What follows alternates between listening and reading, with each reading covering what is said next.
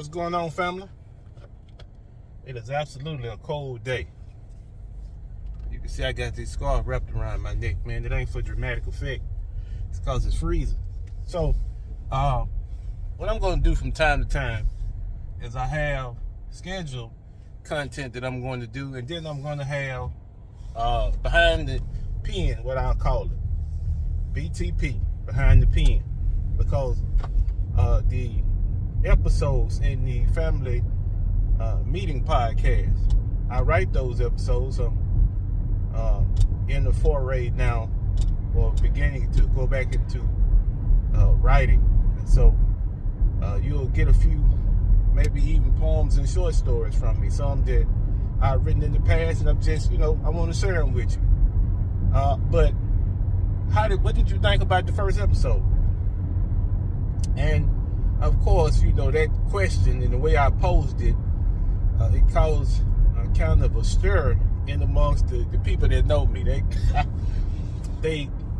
I don't know if they knew which direction I was heading in. So a lot of them, especially the ladies that I know, they were cautious about approaching that episode. But here's the thing, and I promised you all this when I told you I was going to start back doing podcasts and social media.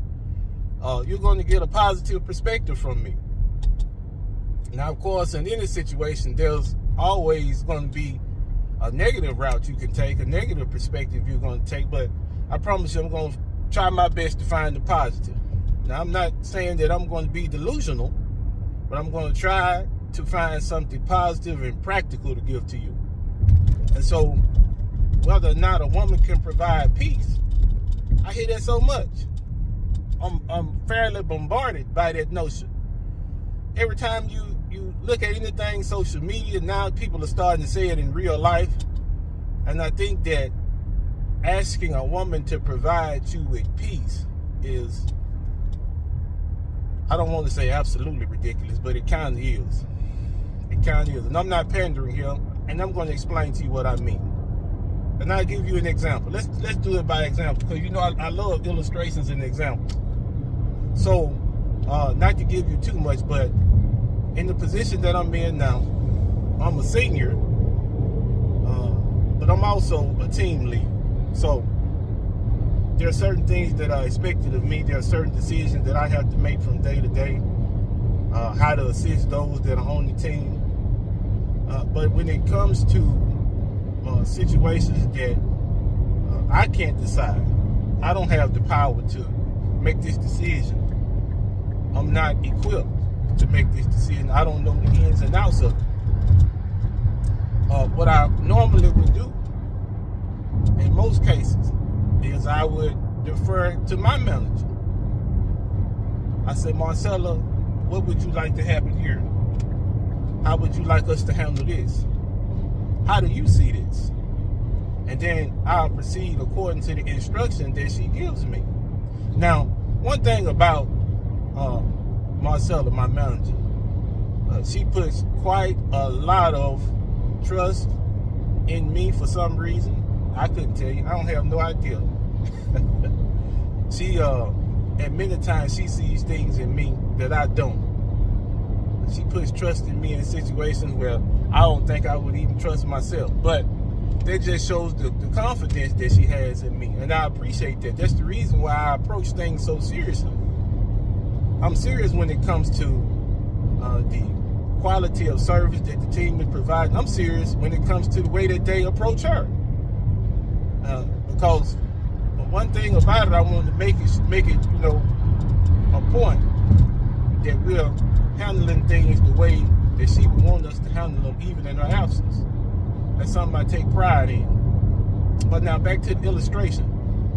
So I have an issue that's above me. It's outside of my parameters. I take it to her, and she'll make the final decision on what can be done. And if it's above her, then she'll take it to our director.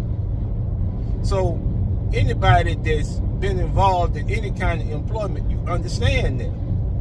Now, I'm not likening husband and wife dynamic to employment. That's not what I'm saying.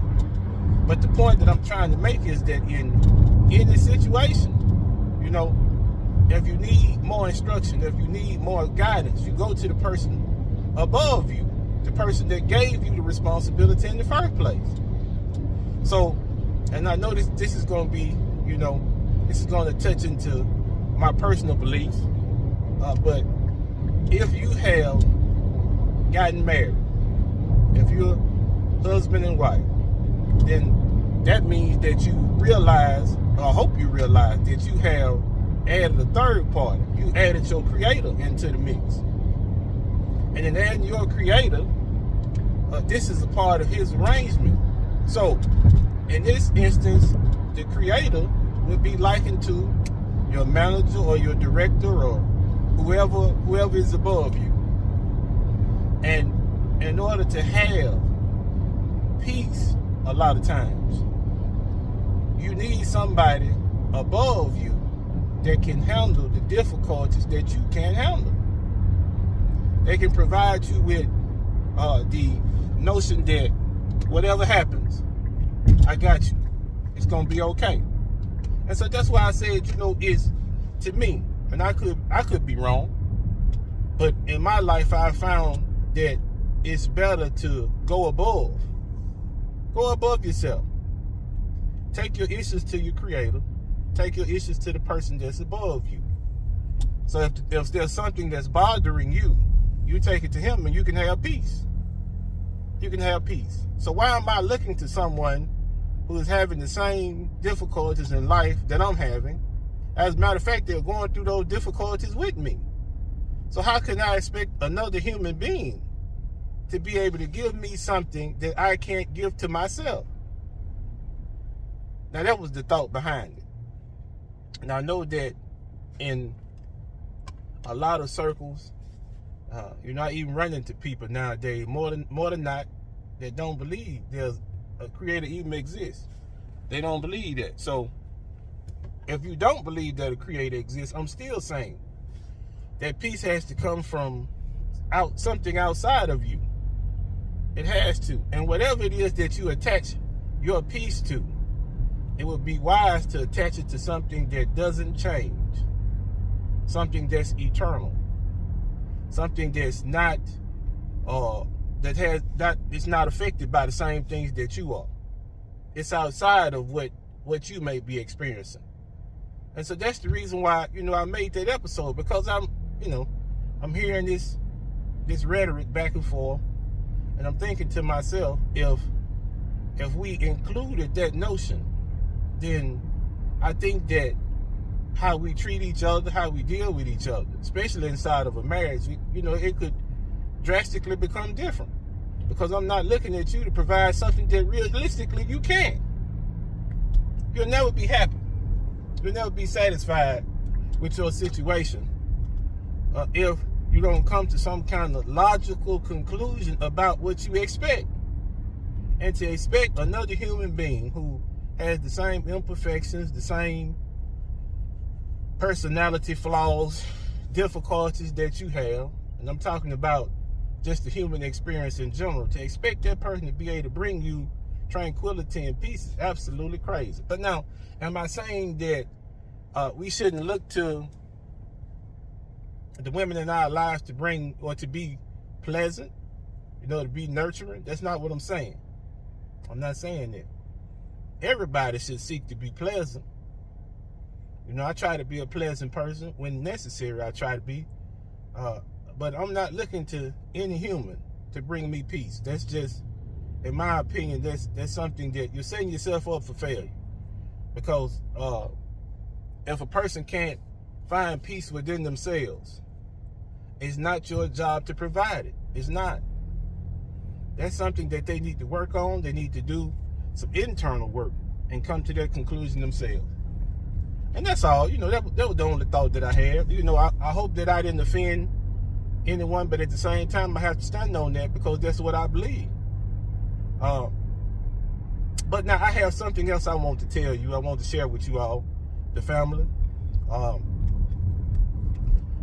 The podcasts that I've done in the past, especially two in particular, have been in regards to my health and what has happened to me lately. And I want to share a little bit of good news with you. Of course, I shared it with some of my teammates. I shared it with close family and friends. I went in for a follow-up yesterday because I had an echo done. And so what they were looking at the condition of my heart, because as I explained to you, my heart had become enlarged because of the blood clot in the position of it. And so they got my vitals, weighed me in, all of the routine things that would normally happen at a checkup. And then my pulmonologist came in to sit down and talk with me. She looked at my numbers, my blood pressure. She looked at the oxygen saturation. And she turned and she looked at me and she said, "Mr. Luton, although I would love to take your money, you no longer have to come to see me." I said, "Doc, tell me what are you saying? What you mean?" Even though that should have been clear enough. She was saying that the surgery and my recuperation had been successful. She said, "Well, no need for me to see a pulmonologist anymore. I didn't have pulmonary hypertension anymore. And as a matter of fact, my heart had gone back down to the normal size, and all of the muscles that they looked at, the function of the heart, even the function of my lungs, I'm operating at peak condition for my age now." Let me put that in there. I'm operating at peak condition.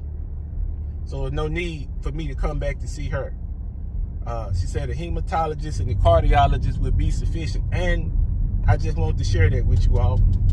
That's at times, we work hard, we struggle, we set goals for ourselves.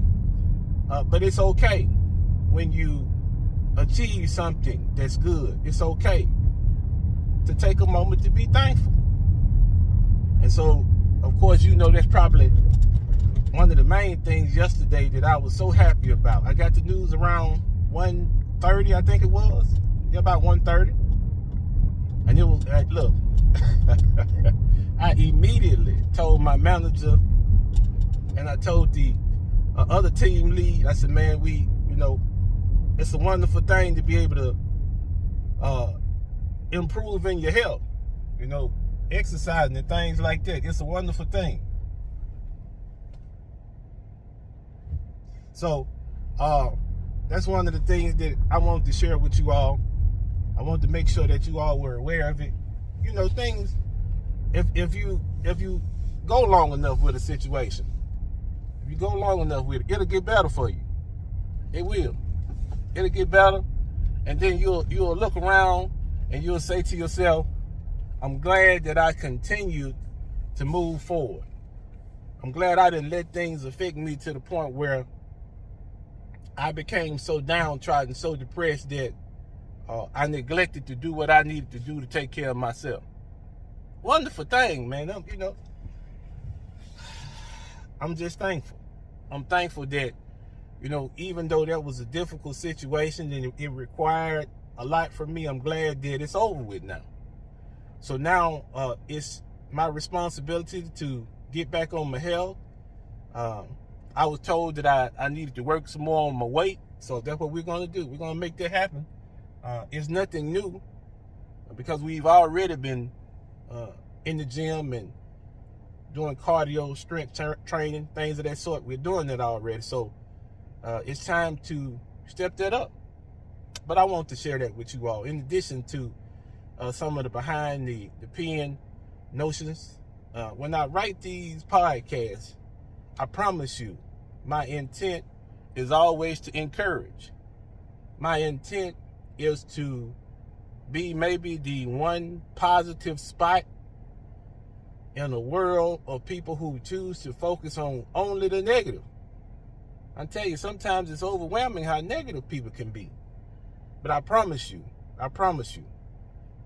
if you come here, when you leave, I'm going to make sure that you're encouraged, okay?